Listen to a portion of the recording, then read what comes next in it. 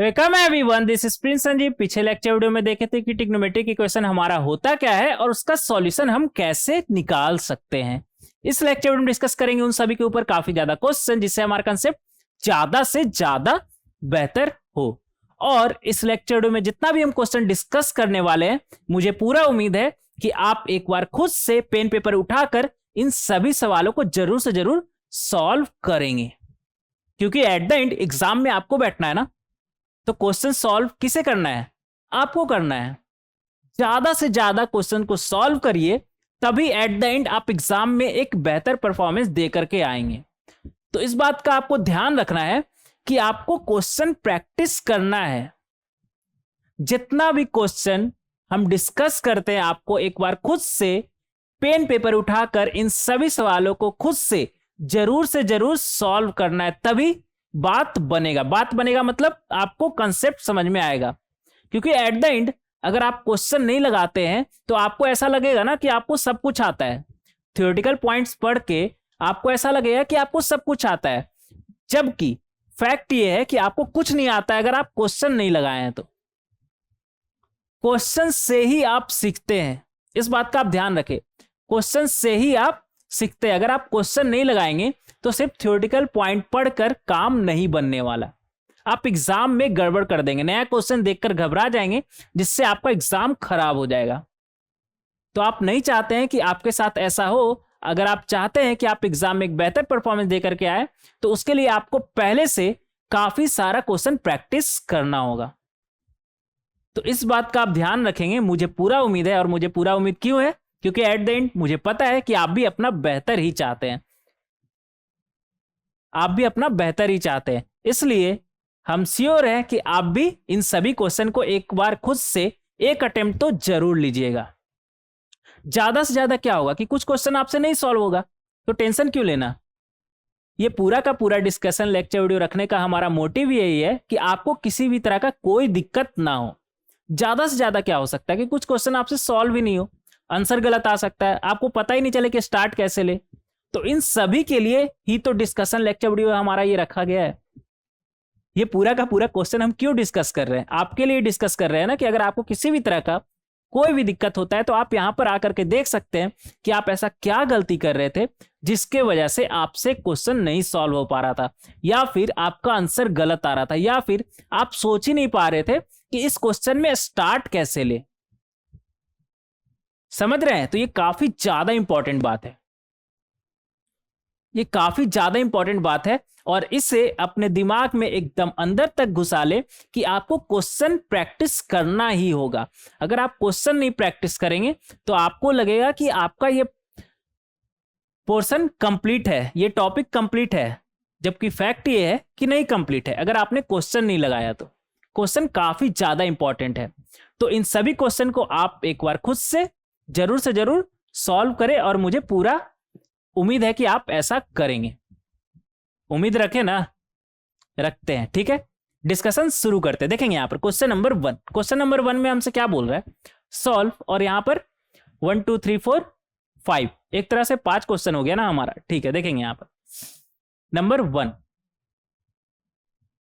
Number 1 में हमसे क्या बोल रहा है? 4 cos square theta minus 4 sine theta minus 1 equal to 0। क्या दिया हुआ है हमें? 4 cos square theta minus 4 sine theta minus 1 equal to 0। और थीटा हमारा क्या बोल रहा है? 0 से 2 पाई, 0 से 2 पाई। देखेंगे यहां पर कैसे इसे हम सॉल्व कर सकते हैं। देखिए यहां पर कॉस भी है, साइन भी है। या तो हम पूरा का पूरा साइन में ही ले आए, या फिर पूरा का पूरा कॉस में ही ले आए। पूरा का पूरा साइन में या फिर पूरा का पूरा कॉस में ले आइए, जिससे आपको आसानी होगा सॉल्व करने में। तो यहां पर हम देख सकते हैं कि इस साइन का तो हम कुछ बिगाड़ नहीं सकते, बचा ये कॉस, तो इसे ही कन्वर्ट कर लेना आप साइन में। और वो कैसे कर सकते हैं हम? हमें पता है cos square theta equal to 1 minus sine square theta minus 4 sine theta minus 1 equal to 0। तो यहां से हमें क्या मिलेगा? 4 minus 4 sine square theta minus 4 sine theta minus 1 equal to 0। तो यहां से हमें क्या मिलेगा? -4 साइन स्क्वायर थीटा को उस तरफ ले जाइए, तो क्या बना 4 साइन स्क्वायर थीटा, और इधर -4 साइन थीटा है ना, तो उस तरफ जाके +4 साइन थीटा, 4 -1 3 उस तरफ जाएगा तो क्या बनेगा हमारा +3 उस तरफ जाएगा तो क्या बनेगा हमारा -3 इक्वल टू 0। अब ये साइन में हमारा क्वाड्रेटिक नहीं बन गया, और जिस तरह से हम क्वाड्रेटिक को सॉल्व करते हैं, ये भी हमारा तो क्वाड्रेटिक ही है ना हमारा साइन में, तो इसे भी हम सॉल्व कर लेंगे। कैसे देखेंगे यहाँ पर 4 sine square theta 4 into 3 -12 create करना है ना, बीच वाले को ऐसे ब्रेक करना है कि उन दोनों का प्रोडक्ट हमारा क्या है -12। तो ऐसा करते हैं ना 6 sine theta minus sine 2 sine theta लिख सकते हैं इसे, हाँ लिख सकते हैं। तो यहां से हमारा क्या आ जाएगा 2 साइन थीटा कॉमन लीजिए, अंदर में क्या बचेगा 2 साइन थीटा प्लस 3, और इधर माइनस कॉमन लेंगे तो क्या बचेगा 2 sine theta plus 3 equal to 0। तो यहां से क्या बना हमारा 2 साइन थीटा प्लस 3 दोनों में है, तो उसे कॉमन बाहर निकाल ले, तो अंदर में बचेगा 2 साइन थीटा -1 इक्वल टू 0। अब देखिए इन दोनों का प्रोडक्ट 0 होने का क्या मतलब है, या तो हमारा 2 साइन थीटा प्लस 3 0 है, और 2 साइन थीटा -1 इक्वल टू 0। अगर 2 साइन थीटा प्लस 3 हमारा 0 हुआ, तो यहां से हम बोल सकते हैं साइन थीटा इक्वल टू -3/2, और यहां पे अगर ये 0 हुआ तो यहां से क्या बोल सकते हैं sine theta equal to half. अब देखिए आपको क्वेश्चन सॉल्व करने के दौरान कुछ प्रिकॉशन हम बताए थे पिछले लेक्चर में, उसमें से जो नंबर 1 प्रिकॉशन था वो क्या था कि साइन या फिर कॉस का वैल्यू एटलीस्ट ये तो चेक कर लीजिए कि वो रेंज में है या नहीं। जैसे कि यहां पर अगर हम देखें तो -3/2 बोले तो -1.5, हमें पता है कि साइन का वैल्यू -1 से कम नहीं होता है, -1 से 1 के बीच में होता है, जबकि यहां पर क्या है -1 से कम, -1.5 -1 से कम है ना, तो ये तो पॉसिबल ही नहीं है, ये पॉसिबल ही नहीं है, तो यहां से हमें कोई भी थीटा नहीं मिलने वाला। और रहा बात यहां पर का, तो हाफ को क्या हम साइन π/6 बोले तो साइन 30 डिग्री लिख सकते हैं, और हमें पता है sine theta equal to sine alpha, तो थीटा हमारा क्या आ जाएगा, हालांकि यहां पर 0 से 2π पूछा है ना, तो इतना सोचने का जरूरत ही नहीं है, इतना सोचने का जरूरत ही नहीं है। 0 से अगर 2π के बीच बात करें तो हाफ कहां पर आता है हमारा π/6 फर्स्ट क्वाड्रेंट, और सेकंड क्वाड्रेंट में ही पॉजिटिव होता है ना, कहां पर π - π/6। तो यहां से हमारा क्या आ गया थीटा इक्वल टू π/6, और दूसरा सेकंड क्वाड्रेंट में साइन हमारा पॉजिटिव आता है, बोले तो ये एंगल कितना होगा हमारा π - π/6, बोले तो 5π/6। तो जो फाइनल हमारा आंसर होगा वो होगा थीटा इक्वल टू π/6 एंड 5π/6। बोले तो अगर थीटा के जगह पे ओरिजिनल इक्वेशन क्या था हमारा 4 cos square theta -4 sin theta -1 equal to 0 में अगर थीटा के जगह पे π/6 या फिर 5π/6 रखे तो इस इक्वेशन को सेटिस्फाई करेगा, इसलिए इसे हम क्या बोलेंगे solution of the trigonometric equation. और यहाँ पर ट्रिग्नोमेट्रिक इक्वेशन क्या है हमारा 4 cos square theta -4 sin theta -1 equal to 0। तो इस तरीके से हम क्वेश्चन नंबर 1 का 1 सॉल्व कर सकते हैं। आगे बढ़ेंगे, देखेंगे इसका सेकंड नंबर। यहां पर तो जगह खत्म हो गया ना, तो स्लाइड ऐड करेंगे, रुक जाइएगा।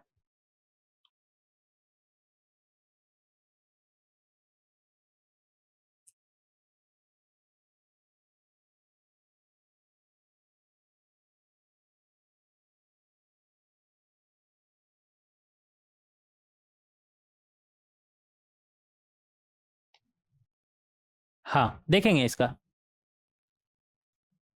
सेकंड नंबर में हमसे क्या बोल रहा है √3 cos 2 थीटा इक्वल टू 2, और यहां पर थीटा हमारा क्या है कोई भी रियल नंबर हो सकता है, बोले तो जनरल सॉल्यूशन यहां पर हमें निकालना है। जनरल सॉल्यूशन बोले तो all possible values of theta. तो यहां से ये sec 2 थीटा था, इसे सही कर लीजिएगा, sec 2 थीटा इक्वल टू 2।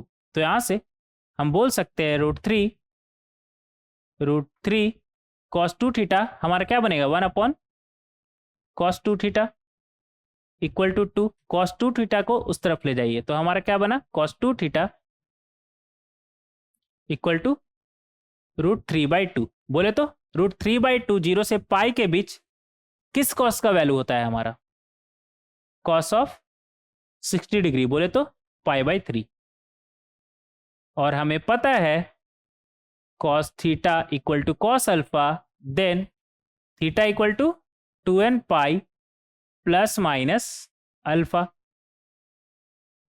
तो यहां से 2 थीटा हमें मिला और हमें चाहिए क्या, थीटा। तो थीटा चाहिए तो बोथ साइड 2 से डिवाइड कर दिए, तो इधर बनेगा n पाई और इधर बनेगा प्लस माइनस π/6। तो इस तरीके से आप सेकंड नंबर सॉल्व कर सकते हैं। आगे देखेंगे थर्ड नंबर। थर्ड नंबर में हमसे क्या बोल रहा है, tan 3 थीटा इक्वल टू -1।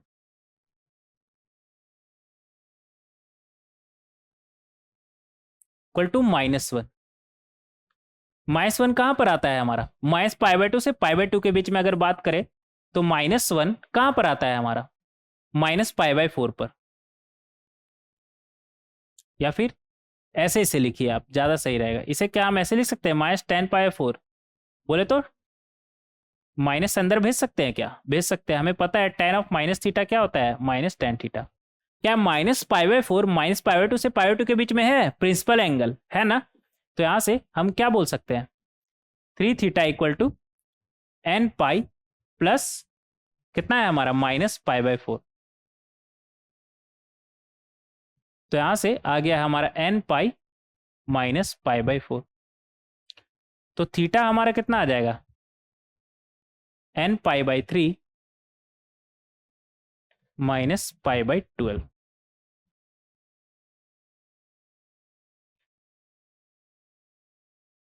तो इस तरीके से काफी आसानी से हम 1 2 3 सॉल्व कर सकते हैं। फोर्थ नंबर देखेंगे। फोर्थ नंबर क्या बोल रहा है हमसे, फोर्थ नंबर में 7 cos स्क्वायर थीटा प्लस 3 कितना है हमारा, sine square theta equal to right hand side 4 को इस तरफ ले आइए तो क्या बनेगा, -4 इक्वल टू 0। अब देखिए यहां पर साइन भी है कॉस भी है। ऐसा करते हैं ना, या तो पूरा का पूरा इक्वेशन हम साइन में ले चले या फिर कॉस में। ऐसा करते हैं, पूरा का पूरा इक्वेशन हम कॉस में लेके चलते हैं। उसके लिए जो साइन स्क्वायर थीटा है उसे हम क्या लिखेंगे, 1 minus cos square theta, -4 equal to 0। तो यहां से हमें क्या मिलेगा, 7 - 3 4 कॉस स्क्वायर थीटा, इधर 3 - 4 कितना आएगा हमारा, -1, उस तरफ जाएगा तो +1। तो यहां से कॉस स्क्वायर थीटा हमारा क्या आ गया, 1/4, जिसे हम हाफ का स्क्वायर लिख सकते हैं, जिसे हम कॉस स्क्वायर हाफ कहां पर आता है हमारा, 60 डिग्री बोले तो π/3 पर आता है हमारा। एक सेकेंड, इस क्वेश्चन में हमारा cos 2 थीटा √3/2 आया था ना, 60 डिग्री पर नहीं, ये तो 30 डिग्री पे आता है ना, √3/2 कॉस का वैल्यू 30 डिग्री पे आता है, तो π/6 होगा ना। इसे करेक्ट कर लीजिएगा, π/6। तो ये कितना बन जाएगा हमारा, π/12। ये क्या हो जाएगा हमारा, π/12। करेक्ट कर लेंगे इसे करेक्ट कर लेंगे। थोड़ा सा ध्यान हटा, आंसर गलत हो सकता है, तो इस बात का आप ध्यान रखेंगे। √3/2 60 डिग्री पर नहीं, 30 डिग्री पर आता है कॉस का वैल्यू। 60 डिग्री पर तो हाफ आता है ना, यहाँ पर अभी हाफ दिखा तो डायरेक्ट मेरा ध्यान गया इधर, किधर, तो √3/2 था। ठीक है, तो कॉस स्क्वायर π/3, कॉस स्क्वायर π/3, और हमें पता है cos square theta equal to cos square alpha, then theta equal to n pi plus minus alpha.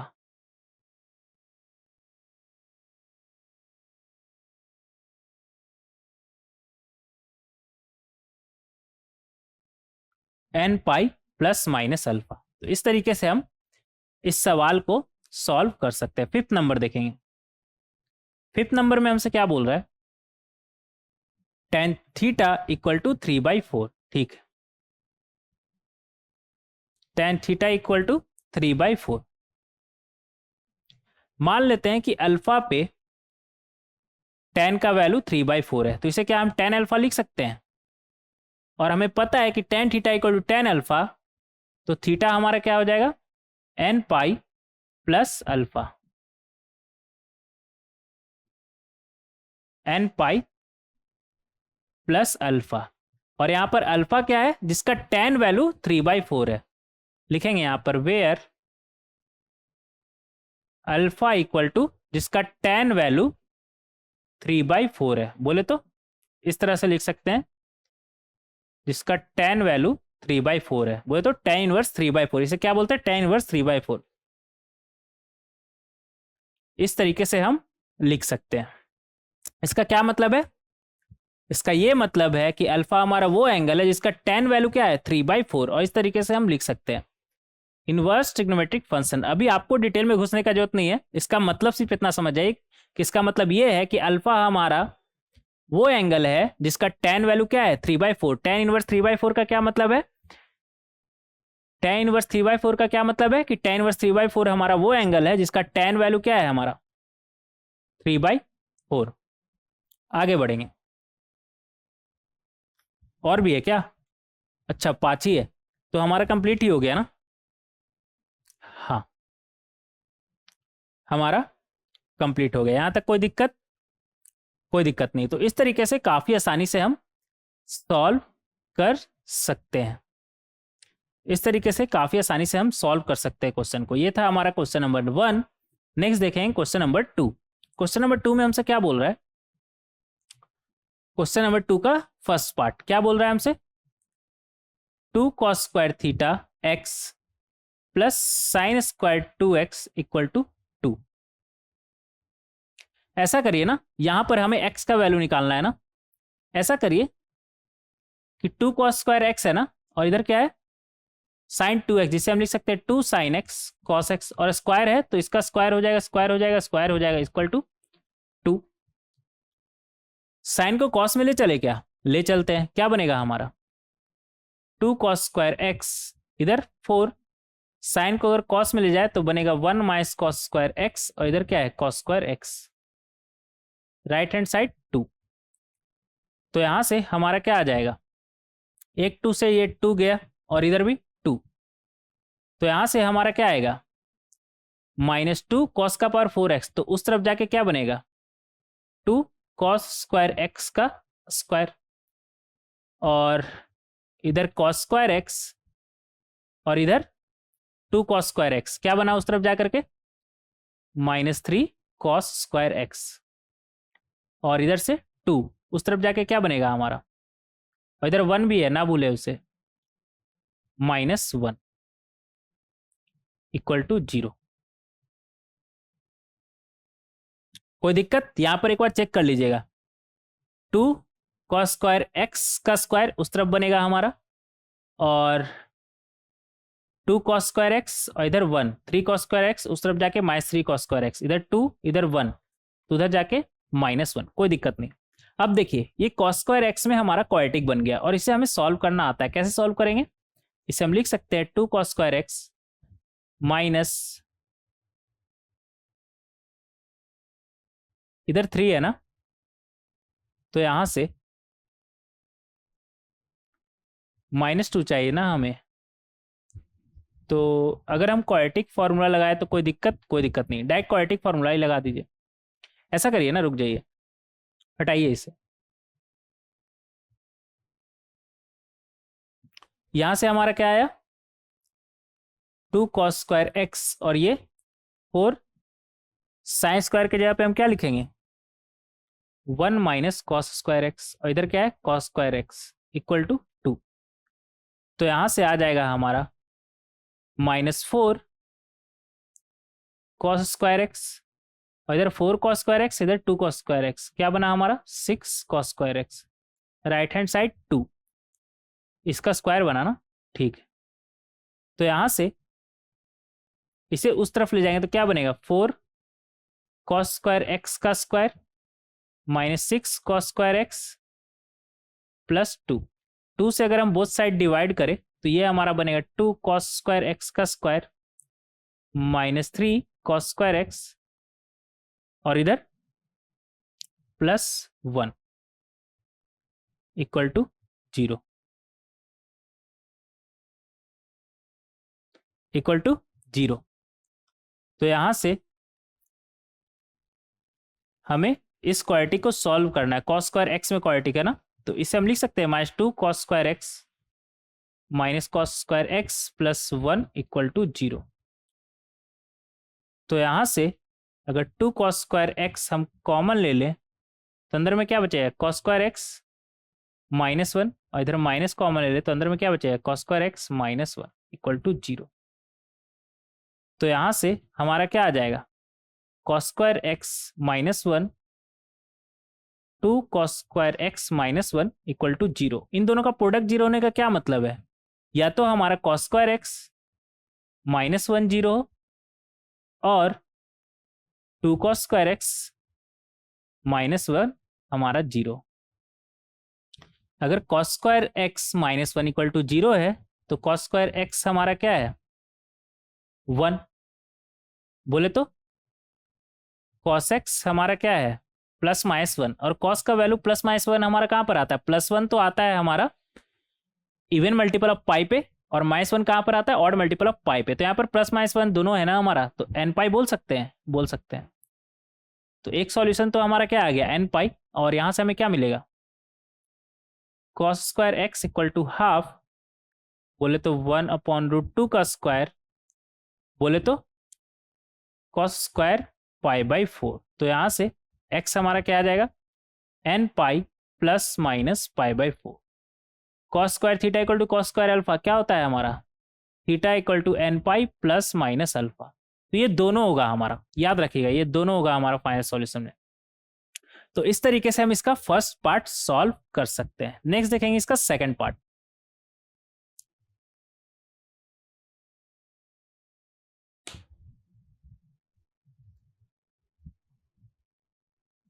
देखेंगे,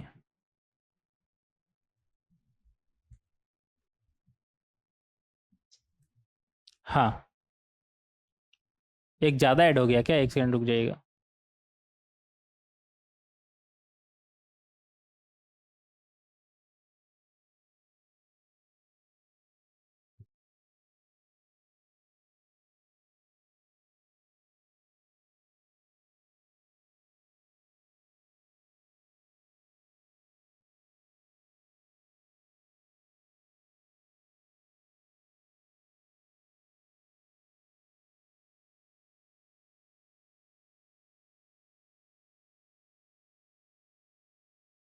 कहाँ थे हम, ये क्या हो रहा है यार,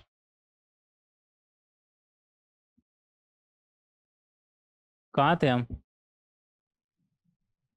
क्वेश्चन नंबर 1 ये तो कर चुके हैं ना, हाँ ये तो हम कर चुके हैं। एक सेकंड रुक जाइएगा यार, कुछ गड़बड़ हो गया लगता।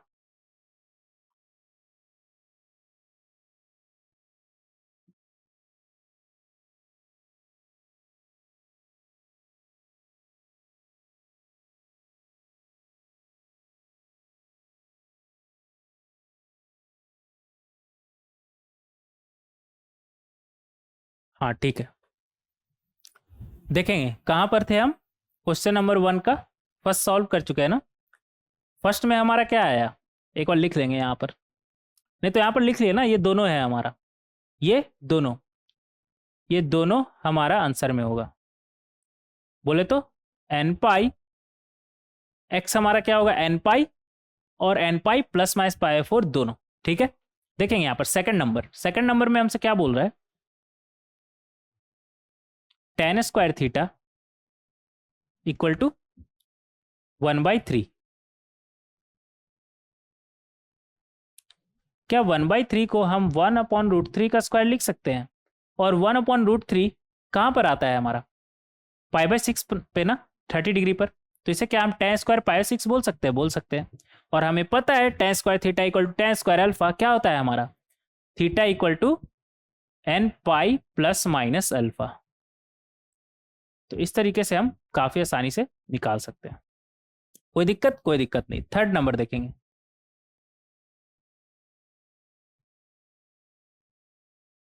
थर्ड नंबर कितना है हमारा, sec square theta equal to 4/3।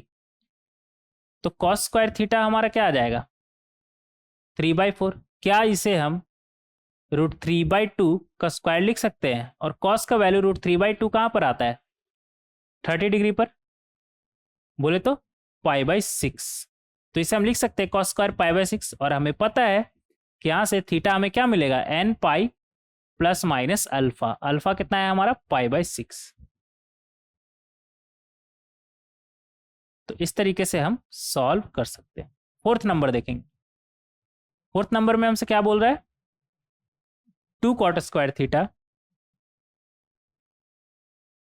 Equal to cosec square theta. तो यहां से हमें क्या मिलेगा? 2 cot square theta, cosec square theta को हम क्या लिख सकते हैं? 1 प्लस कॉट स्क्वायर थीटा। तो यहां से क्या आ गया हमारा? Cot square theta equal to 1, बोले तो cot square theta equal to 1 है, और कॉट क्या होता है? 1/10। तो यहां से हम बोल सकते हैं tan square theta equal to 1, बोले तो tan स्क्वायर π/4। और हमें पता है tan square theta equal to tan square alpha. यहां से थीटा हमें क्या मिलता है? n pi plus minus alpha. इस तरीके से आप सॉल्व कर सकते हैं। फिफ्थ नंबर देखेंगे। फिफ्थ नंबर में हमसे क्या बोल रहा है? 4 सेक स्क्वायर थीटा, ठीक है, इक्वल टू कितना है हमारा? 5 प्लस tan स्क्वायर थीटा। क्या सेक स्क्वायर थीटा को हम tan स्क्वायर थीटा में लिख सकते हैं? क्या बनेगा हमारा? 1 प्लस tan स्क्वायर थीटा, और यहां से क्या आ गया? 5 प्लस tan स्क्वायर थीटा। तो यहां से हमारा tan स्क्वायर थीटा कितना आ जाएगा? 4 माइनस 1, कितना आ गया हमारा? 3। एक सेकेंड, 4 इधर, इधर 1, तो 3 tan स्क्वायर थीटा, इधर 5 माइनस 4 1। तो यहां से नीचे लिखेंगे, यहां से tan square theta equal to क्या आ गया? 1/3, बोले तो 1/√3 का स्क्वायर, बोले तो 1/√3 कहाँ पर आता है? 30 डिग्री, बोले तो π/6। तो tan स्क्वायर π/6 बनेगा। तो यहाँ से थीटा इक्वल टू क्या आ गया हमारा? n pi plus minus π/6। इस तरीके से हम सॉल्व कर सकते हैं फिफ्थ नंबर इसका। आगे बढ़ेंगे। क्वेश्चन नंबर 1 और 2 हमारा कंप्लीट हो चुका है। नेक्स्ट देखेंगे क्वेश्चन नंबर 3। क्वेश्चन नंबर 3 में हमसे क्या बोल रहा है? Find the general value of theta satisfying both sine theta equal to -12 and tan theta equal to 1/√3 simultaneously. मतलब हमें थीटा का वो वैल्यू चाहिए जिस पे साइन वैल्यू क्या है? -12 और tan वैल्यू 1/√3। देखेंगे यहां पर, देखिए इस तरह का सवाल को ना सॉल्व करने का एक बहुत ही आसान तरीका आपको हम बताते हैं। साइन थीटा -12 बोल रहा है ना, इधर आ जाते हैं। साइन थीटा -12 बोल रहा है, और साइन थीटा हाफ कहां पर आता है? हाफ आता है हमारा π/6, बोले तो 30 डिग्री पर। और -12 कहां पर आएगा? निगेटिव कहां पर आता है हमारा साइन? थर्ड क्वाड्रेंट और फोर्थ क्वाड्रेंट में, बोले तो पाई प्लस π/6 और 2π माइनस π/6 पर हमारा साइन वैल्यू क्या आएगा? -12। यहां पर साइन वैल्यू क्या होगा हमारा? -12। Sine value -12। अब अगर आपसे हम पूछे, इतना तो कंफर्म हो गया ना कि जो भी थीटा होगा हमारा, इन दोनों में से कोई एक ही होगा। इन दोनों में से कोई एक नहीं, अभी तो नहीं पता ना फिलहाल कि कौन होगा, एक बोलना गलत होगा।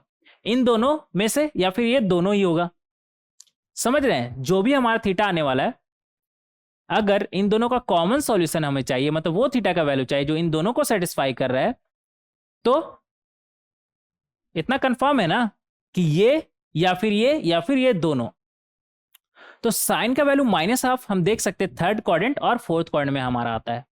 अब इसी एंगल पर देख लीजिए कि tan वैल्यू आपका 1/√3 आ रहा है कि नहीं। सिंपल, इतना दिमाग ही लगाने का क्या जरूरत है आपको। आप ऐसे देखिए ना, साइन थीटा -12 कहां पर आया? थर्ड क्वाड्रेंट और फोर्थ क्वाड्रेंट में। अब देख लीजिए कि इन दोनों में से किस पर tan वैल्यू हमारा 1/√3 आ रहा है। तो क्या थर्ड क्वाड्रेंट में tan वैल्यू निगेटिव, यहां पर कितना है? 1/√3। थर्ड क्वाड्रेंट में क्या tan वैल्यू हमारा 1/√3 बोले तो पॉजिटिव आ सकता है क्या? हाँ, आ सकता है। फर्स्ट और थर्ड में हमारा tan वैल्यू कैसा होता है? पॉजिटिव होता है, आ सकता है। बट क्या फोर्थ क्वाड्रेंट में tan वैल्यू हमारा पॉजिटिव आ सकता है क्या? ना, बिल्कुल भी नहीं। फोर्थ क्वाड्रेंट में tan वैल्यू हमारा क्या होता है? निगेटिव। tan हमारा कैसा चलता है? निगेटिव। सिर्फ फर्स्ट और थर्ड क्वाड्रेंट में ही हमारा tan वैल्यू निगेटिव पॉजिटिव होता है। सिर्फ फर्स्ट और थर्ड में ही हमारा tan वैल्यू पॉजिटिव होता है, सेकंड और फोर्थ में निगेटिव होता है। तो यहां पर हमारा tan वैल्यू 1/√3 नहीं होगा। और एग्जैक्टली अगर बात करें तो यहां पर tan वैल्यू हमारा कितना होगा? 2n पाई माइनस पाई/6 पर कितना होगा हमारा? माइनस tan पाई/6 बोले तो -1/√3। और ऑड मल्टीपल ऑफ पाई, ये क्या है हमारा? ऑड मल्टीपल ऑफ पाई है। निगेटिव एक्स एक्सिस बोले तो ऑड मल्टीपल ऑफ पाई लिख लीजिएगा यहाँ पर। ऑड मल्टीपल ऑफ पाई बोले तो 2n + 1 टाइम्स ऑफ पाई, और ये कितना है? 2n पाई। तो 2n पाई माइनस पाई/6 पे तो हमारा माइनस tan पाई/6 होगा। बट 2n + 1 पाई + पाई/6 पे हमारा क्या होगा? tan पाई/6, जो कि होता है हमारा 1/√3। 1/√3।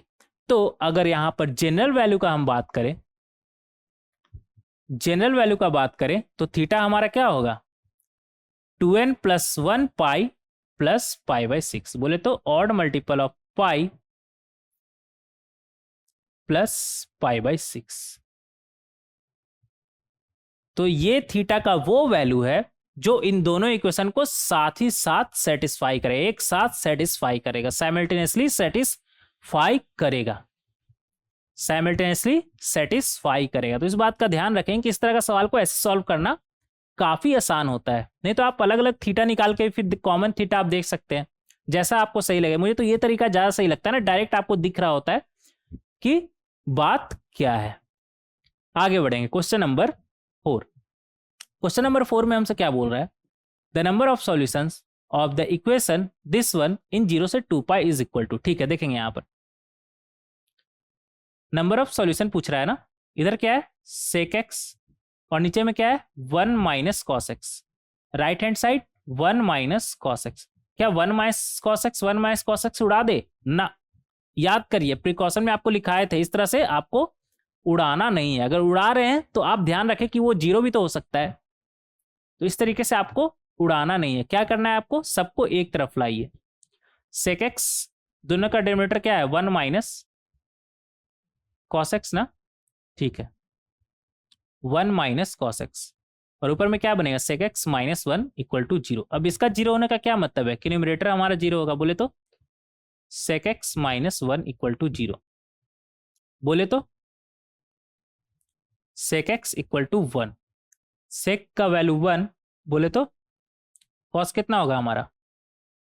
ऐसा करिए, पूरा स्टेप लिखिए। 1/cos x = 1 बोले तो cos x यहां से कितना आ गया हमारा? 1।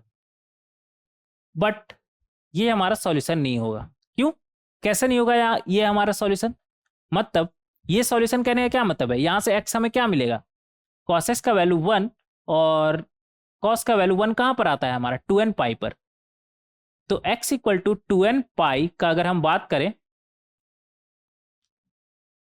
तो ये हमारा सॉल्यूशन नहीं होगा। क्यों नहीं होगा? गौर से देखिए, नीचे में क्या लिखा हुआ है? 1 - cos x। ओरिजिनल इक्वेशन में अगर cos x का वैल्यू 1 हुआ तो डिनोमिनेटर 0, और डिनोमिनेटर 0 तो फिर काम खत्म। फिर क्या करेंगे? कुछ भी नहीं करेंगे। डिनोमिनेटर 0 हो सकता है क्या? कभी कभी नहीं हो सकता है। पॉसिबल ही नहीं कि डिनोमिनेटर आपका 0 हो, वहां पर आपका इक्वेशन को फिर प्रॉब्लम हो जाएगा। तो यहां से हम बोल सकते हैं, लिखेगा यहां पर, since 1 - cos x is not equal to 0, therefore cos x is not equal to 1, therefore no solution, answer. और यहां पर नंबर ऑफ सॉल्यूशन का बात कर रहा है ना, तो नंबर ऑफ सॉल्यूशन क्या हो जाएगा हमारा? 0, एक भी सॉल्यूशन नहीं। आगे बढ़ेंगे, क्वेश्चन नंबर 5। क्वेश्चन नंबर 5 में हमसे क्या बोल रहा है? The number of solutions of the equation, और हमारे पास ये इक्वेशन दिया हुआ है इज, और थीटा कहां से कहां है? 0 से 360 के बीच में हमें देखना है कि नंबर ऑफ सॉल्यूशन हमारा कितना होगा। इक्वेशन क्या है हमारा? 2 + 7 tan² theta right hand side 3.25 sec square theta, ऐसा करते हैं ना सबको 10 में लाते हैं, तो ये हमारा क्या बनेगा 1 plus 10 square theta. Sec square theta के जगह पे हम 1 प्लस 10 स्क्वायर थीटा लिख सकते हैं। और कुछ है क्या ना, तो यहां से क्या आ जाएगा हमारा 7 और इधर से माइनस 3.25, 7 माइनस 3.25, 5 अच्छे से लिखेंगे, टाइम्स 10 स्क्वायर थीटा, और इधर क्या बनेगा हमारा राइट हैंड साइड 3.25 और इधर से 2 आएगा तो -2, तो यहां से हमारा आ गया 7 माइनस 3.25, कितना बनेगा हमारा 7 में 3 गया 4 और 4 में अगेन 0.25 गया, तो कितना बना हमारा 3.75 10 square theta equal to 3 minus 2 कितना आया 1, तो 1.25।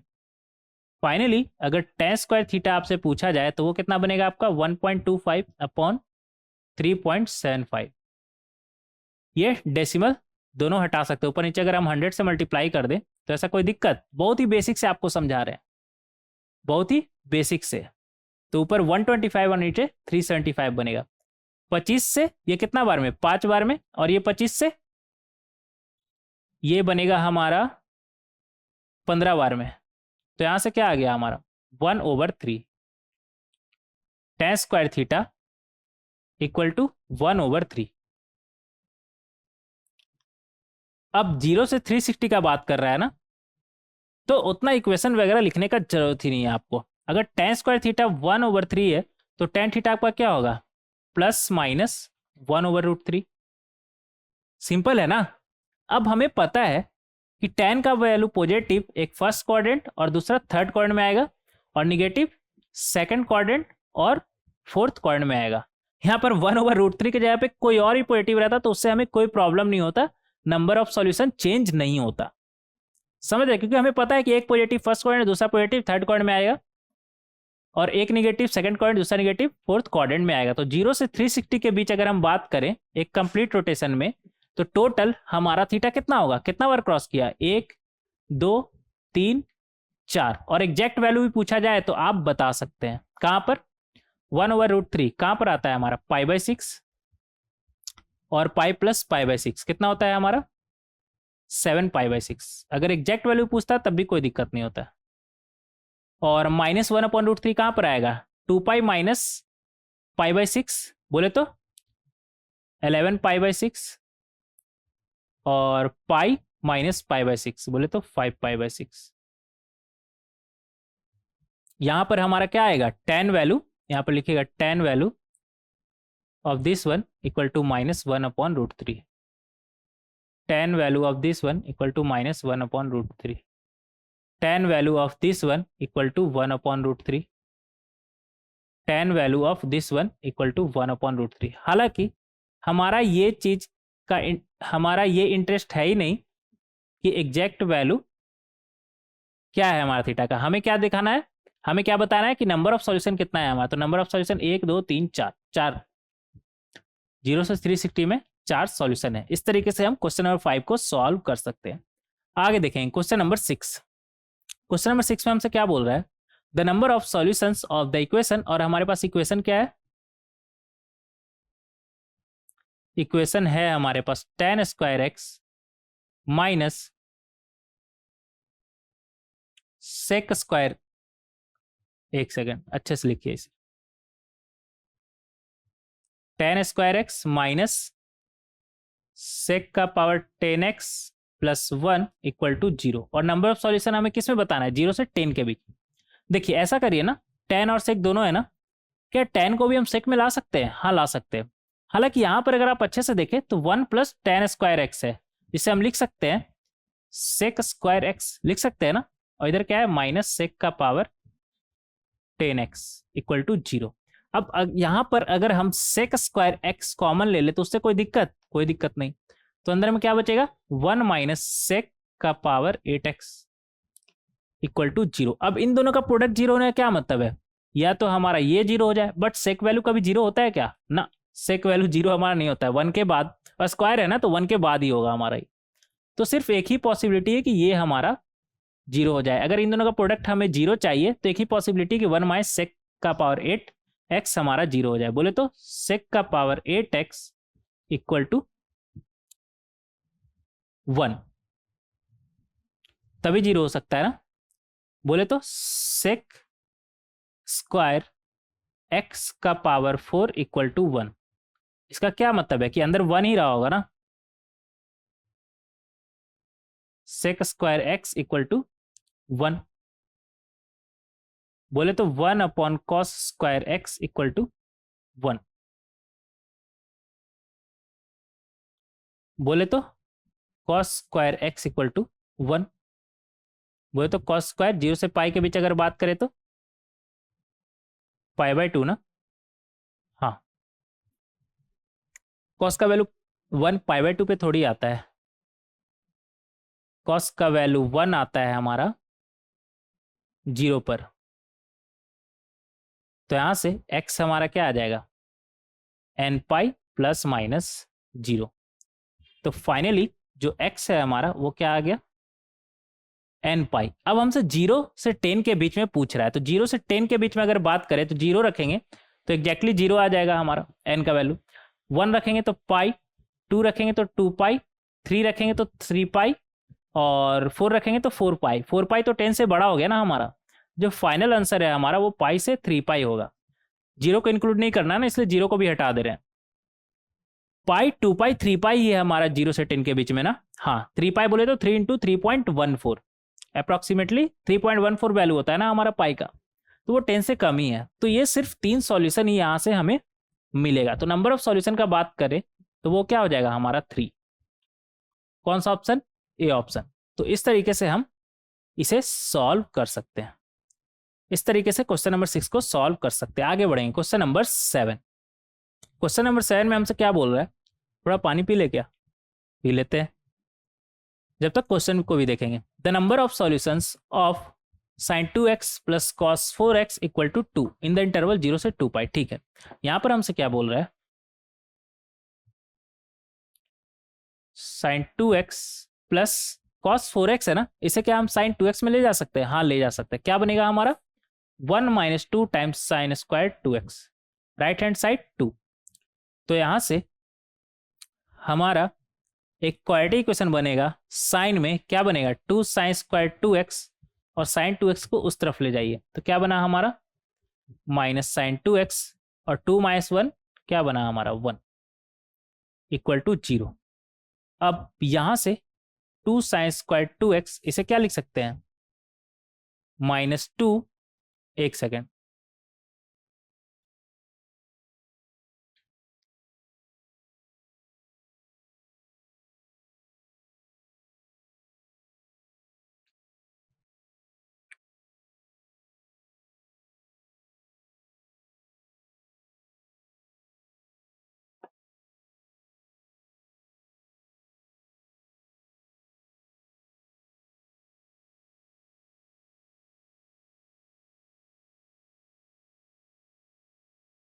देखिए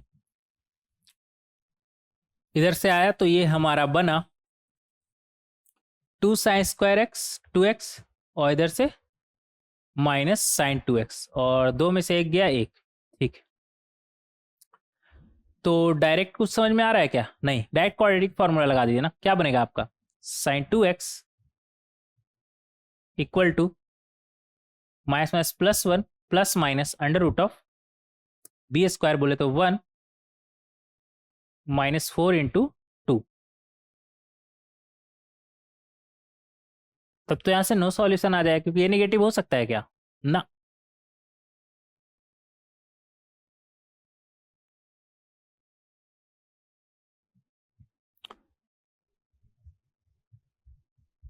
ये तो हो नहीं सकता है, इसका आंसर 0 है क्या, ऑप्शन में भी दिया हुआ है।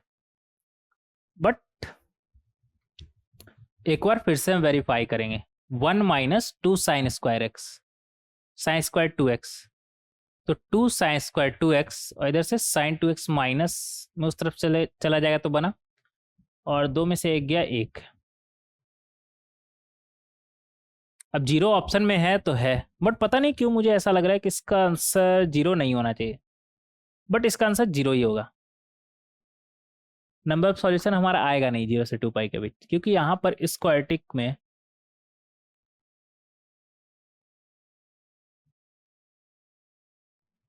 कुछ गलती कर रहे हैं क्या यहाँ पर। साइन 2x कॉस 4x को हम लिख सकते हैं 1 minus 2 sine square 2x equal to 2। तो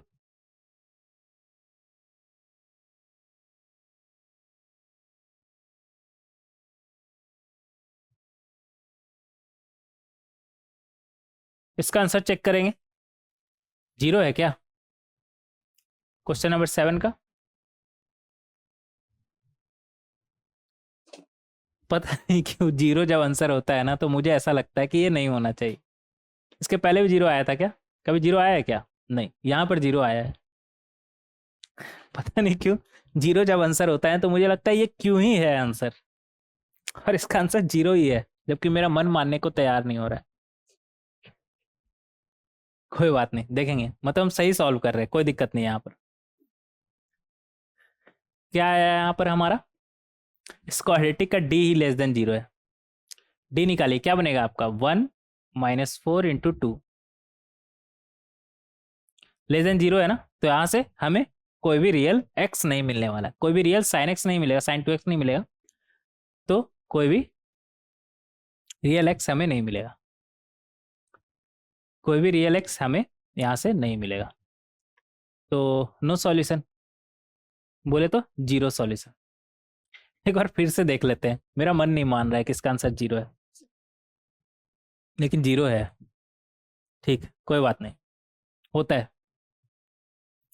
नो सॉल्यूशन होता है, ऐसे ऐसा होता है। नेक्स्ट टाइम से हम ध्यान रखें कि 0 भी आंसर हो सकता है। पता नहीं कि 0 जब आंसर होता है तो मुझे ऐसा लगता है कि ये क्यों ही है। ठीक है, एक डॉट बना रहता है कि 0 क्यों है, एक डॉट बना रहता है कि 0 क्यों है। अब यहां पर अगर आप में से अगर कोई थोड़ा ज्यादा समझदार है तो इसे थोड़ा सा स्मार्ट तरीके से भी सॉल्व कर सकता है। कैसे, अगर आप इसे अच्छे से देखें, कैसे अच्छे से देखें, तो क्या लिखा हुआ है आपका साइन 2x, और इधर क्या लिखा हुआ है cos 4x इक्वल टू 2, ये लिखा हुआ है हमारा।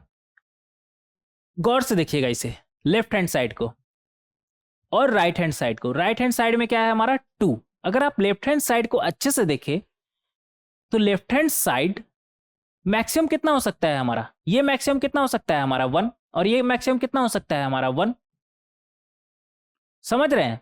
तो left hand side equal to 2 तभी पॉसिबल है जब ये दोनों अपना मैक्सिमम पे हो, बोले तो जब ये दोनों अपना मैक्सिमम बोले तो 1 पे हो। और साइन का वैल्यू 1 कहां पर होता है आपको पता है, कहां पर होता है 2x इक्वल टू, लिखेंगे यहां पर साइन 2x इक्वल टू 1 कहां पर होता है हमारा 2n pi plus pi by 2 पर, 2n pi plus pi by 2 पर। बोले तो x बोथ साइड 2 से डिवाइड करिए, क्या बनेगा आपका n pi plus pi by 4। अब प्रॉब्लम ये है कि इस x पे साइन तो अपना मैक्सिमम पे हो जाएगा, लेकिन ये cos का क्या ये अपना मैक्सिमम 1 पे हो पाएगा, चेक करेंगे। x equal to n pi plus pi 4, क्या बनेगा आपका cos 4 times n pi plus pi by 4, cos 4n pi plus pi, बोले तो cos कितना आ गया आपका 4n plus 1 times of pi. 4n pi होता तो इवन पाई होता, लेकिन 4n में एक ऐड हुआ है तो ये तो ऑड मल्टीपल ऑफ पाई हो गया ना, और ऑड मल्टीपल ऑफ पाई पे हमारा क्या होता है -1। ना, समझ रहे हैं, यहां पर इसका वैल्यू क्या है हमारा -1। ये दोनों का सम मैक्सिमम 2 तभी पॉसिबल है जब दोनों हमारा 1 बने, और सेम x पे दोनों 1 नहीं बनेगा हमारा। साइन x साइन 2x हमारा 1 कब बनेगा n पाई प्लस पाई 4 पे, और इस x पे ये cos 4x हमारा 1 नहीं बन रहा है, मतलब ये दोनों साथ साथ हमारा मैक्सिमम 1 पॉसिबल ही नहीं है, मतलब इन दोनों का सम 2 कभी आ ही नहीं सकता है, और इन दोनों का सम 2 कभी आ ही नहीं सकता, मतलब ऐसा कोई भी x नहीं होगा जिसपे इन दोनों का सम हमारा 2 होगा, मतलब ऐसा कोई भी x नहीं होगा जो इन दोनों को जो इस इक्वेशन को सेटिस्फाई करे, hence no solution.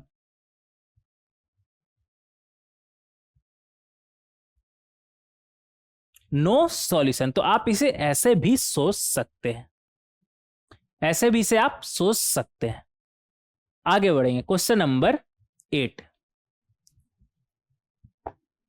Question number 8 में हमसे क्या बोल रहा है, the complete solution of the equation, और हमारे पास इक्वेशन दिया हुआ है, ठीक है, देखेंगे यहां पर इक्वेशन क्या है हमारा, 7 cos square x plus sine x cos x minus 3 equal to 0, equal to 0। अब देखिए, आप इसे यहां से sin 2x बन सकता है और यहां से cos 2x, लेकिन इसमें प्रॉब्लम है, sin 2x और cos 2x भी आएगा ना आपका, नहीं वैसा मत करिए, उससे ज्यादा बेहतर तरीका ये होगा ना कि आप यहां पर cos स्क्वायर x से पहले देख लीजिए, cos x 0 तो इसका सॉल्यूशन नहीं है ना, cos के जगह पे 0 रखिए, 0 0 ना, cos x इक्वल टू 0 इसका सॉल्यूशन नहीं है, मतलब cos x का वैल्यू 0 इसका सॉल्यूशन नहीं है, तो इसका सॉल्यूशन नहीं है, तो बोथ साइड हम क्या cos स्क्वायर x, ऐसा करिए cos square x cos square x cos square x, right hand side भी cos स्क्वायर x से डिवाइड कर सकते हैं, तो यहां से हमें क्या मिलेगा, 7, ये cos cos तो गया, इधर से एक cos से एक cos गया, और इधर क्या बनेगा हमारा 7 प्लस साइन अपॉन cos, क्या बना हमारा tan x, और इधर -3 1 अपॉन cos स्क्वायर x, जिसे हम बोल सकते हैं sec square x equal to 0। देखिए यहां पर, यहां से आपको क्या मिलेगा, 7 plus tan x minus 3 sec square x को आप क्या 1 प्लस tan स्क्वायर x लिख सकते हैं इक्वल टू 0। तो यहां से क्या आ जाएगा आपका 3 tan स्क्वायर x, और उस तरफ जाएगा तो ये माइनस tan x, और इधर 7 माइनस 3 4, उस तरफ जाएगा तो -4 इक्वल टू 0, इक्वल टू 0। अब देखिए प्रोडक्ट कितना बन रहा है हमारा -12 ना, तो बीच वाले को इस तरह से ब्रेक करना है कि -12 बने, तो इसे क्या हम ऐसे लिख सकते हैं, -4 tan x plus 3 tan x -4 equal to 0। तो यहां से अगर आप tan x कॉमन ले तो अंदर में बचेगा 3 -4, 3 tan x -4, tan x अच्छे से लिखेंगे,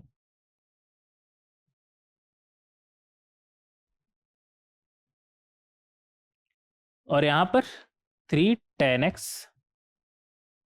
-4 इक्वल टू 0। तो यहां से हमें क्या मिलेगा, 3 tan x -4 tan x plus 1 equal to 0। इन दोनों का प्रोडक्ट 0 होने का क्या मतलब है, या तो हमारा 3 tan x -4 इक्वल टू 0, और ये भी तो हो सकता है ना कि tan x plus 1 equal to 0। तो यहां से हमें क्या मिलेगा, tan x इक्वल टू 4/3, और यहां से tan x equal to -1, tan x equal to 4/3 आया ना। मान लेते हैं कि अल्फा पे tan का वैल्यू हमारा क्या है 4/3, तो यहां से हमें पता है क्या बनेगा हमारा x equal to n pi plus alpha, और अल्फा क्या है, अल्फा क्या है, वो एंगल जिसका tan वैल्यू क्या है हमारा 4/3, और उसे हम इस तरह से लिख सकते हैं। आगे चल के हम देखेंगे कि इनवर्स ट्रिग्नोमेट्रिक फंक्शन हम कैसे लिखते हैं, अभी फिलहाल आप इतना समझ लीजिए, अगर आपको लिखना हो वो एंगल जिसका tan वैल्यू 4/3 है, तो उसे आप ऐसे लिख सकते हैं, tan इनवर्स ऑफ 4/3, ठीक है। और यहां से हमें क्या मिलेगा, -1 है ना, तो क्या इसे हम माइनस पाई टू से पाई टू के बीच में अगर देखें तो 10 का वैल्यू -1 कहाँ पर आता है? -π/4 पर। तो यहां से हम बोल सकते हैं x equal to n pi plus -π/4। तो यहां से आ जाएगा n pi -π/4।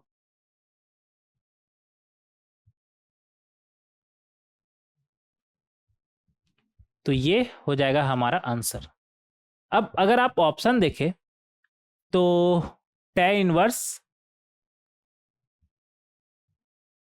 n pi plus alpha कहां पर है हमारा?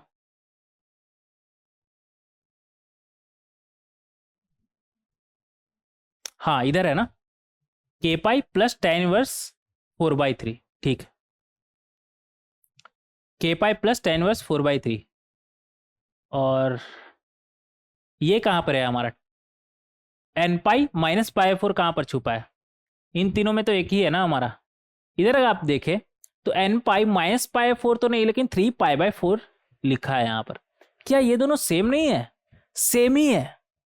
और आगे के लिए भी आप ध्यान रखें, जरूरी नहीं है कि आप जैसा आंसर निकाले हो ऑप्शन में भी वैसा ही आंसर दिया हुआ हो, रूप बदल करके भी हो सकता है। तो आपको इस बात का ध्यान रखना है कि आपको आंसर भी मैच कराना आना चाहिए। कई बार होता है ना, जैसे अगर मान लीजिए पॉजिटिव वाई एक्सिस बोल रहा है तो आप 2n पाई प्लस π/2 आपका आंसर आया, और ऑप्शन में दिया हुआ 4n प्लस 1 टाइम्स ऑफ π/2। तो क्या ये दोनों अलग है? क्या एक ही है ना?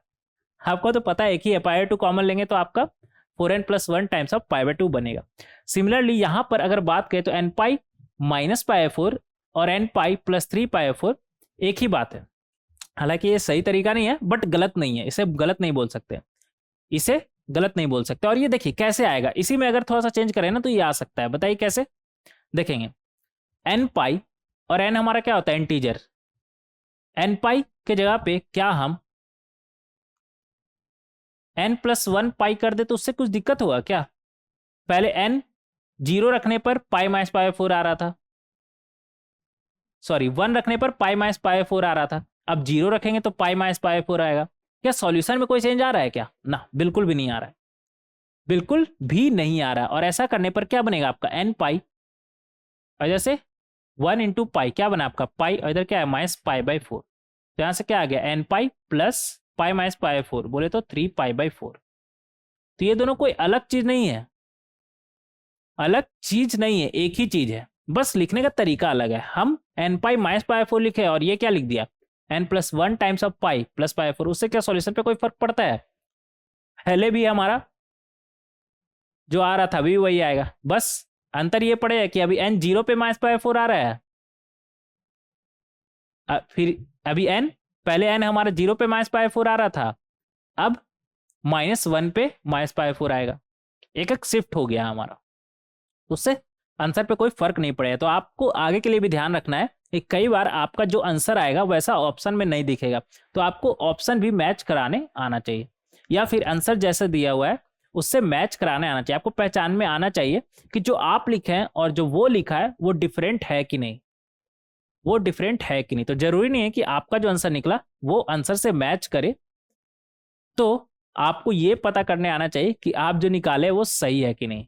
मैच कराने मतलब आना चाहिए आपको, ठीक है? आगे के लिए आप ध्यान रखिएगा। यहां पर देखेंगे क्या बोल रहा है हमसे, question number 9, if cos of sin x equal to 0 then x lies in. अच्छा, x का वैल्यू यहां पर निकालना है कि किस में लाई करेगा। cos of sin x equal to 0, ये तो कभी आ ही नहीं सकता ना। कैसे नहीं आ सकता? sin x हमें पता है कहां से कहां चलता है, -1 से 1। तो -1 से 1 के बीच में अगर बात करें तो cos का वैल्यू 0 हो सकता है क्या? ना। cos का ग्राफ याद है, -1 से 1 cos का ग्राफ याद है आपको? -π/2 पे हमारा क्या होता है? 0, फिर π/2 पे 0 होता है। सिर्फ -π/2 से π/2 बनाया, आगे भी आप चाहे तो ऐसे ऐसे से बना सकते हैं। -π/2 बोले तो पाई बोले तो 3.157 3.14, और अपॉन 2 से डिवाइड करेंगे 3.14 को तो क्या बनेगा हमारा? 1.57, और माइनस है ना तो -1.57। सिमिलरली यहाँ पर प्लस 1.57, तो माइनस 1.57 से लेकर के 1.57 तक तो हमारा पॉजिटिव है, और -1 से बात करें तो -1 इधर कहीं होगा और 1 इधर कहीं होगा। तो आप देख सकते हैं कि -1 से 1 ये वाला पोर्शन, ये हरा वाला पोर्शन हमारा कैसा है, पॉजिटिव, जीरो तो है नहीं। तो -1 से 1 के बीच कॉस का वैल्यू कभी भी जीरो नहीं हो सकता। तो यहां से अगर हम एक्स का वैल्यू का बात करें, लिखेंगे एक्स का वैल्यू का बात करें, तो यहां से एक्स का कोई भी वैल्यू इस इक्वेशन को सेटिस्फाई नहीं करेगा, क्योंकि एक्स आप कुछ भी रख दीजिए, एट द एंड कॉस के अंदर क्या जा रहा है आपका, -1 से 1, और -1 से 1 के बीच कॉस हमारा कैसा है, पॉजिटिव, जीरो हो ही नहीं सकता है। तो x बिलोंग्स टू 5 का क्या मतलब है कि ऐसा कोई भी x नहीं है जो इस इक्वेशन को सेटिस्फाई करे। बोले तो no solution lies in null set. Null set आप बोल सकते हैं, नल सेट बोल सकते हैं। आगे बढ़ेंगे।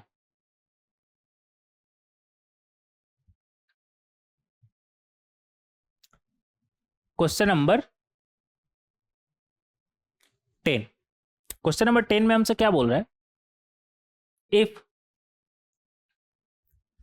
अल्फा बीटा अगर हमारा 0 से 90 डिग्री है, ठीक है, और tan alpha plus beta equal to क्या बोल रहा है, 3, ठीक है, tan alpha minus beta equal to क्या बोल रहा है हमारा, 2, ठीक है, then value of sin 2 alpha is, हमें क्या बताना है, sin 2 अल्फा का वैल्यू। इस तरह का क्वेश्चन तो हम ट्रिग्नोमेट्रिक रेशियोज में ऑलरेडी सॉल्व कर चुके हैं ना, याद है आपको कैसे सॉल्व करते थे। यहां पर tan alpha plus beta, tan alpha minus beta हमें दिया हुआ है, क्या इसे हम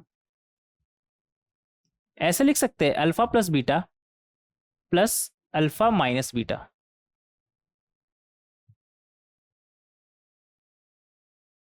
क्या बनेगा हमारा, tan of alpha plus beta plus tan of alpha minus beta upon 1 minus tan of alpha plus beta, tan of alpha minus beta. कोई दिक्कत, कोई दिक्कत नहीं। तो यहां से अगर लेफ्ट हैंड साइड देखें तो बीटा और बीटा कैंसिल, क्या बना आपका tan 2 अल्फा, और right hand side tan alpha plus beta का वैल्यू हमें पता है कितना, 3, tan अल्फा माइनस बीटा का वैल्यू भी हमें दिया हुआ है कितना, 2, नीचे में क्या बनेगा 1 माइनस 3 इंटू 2,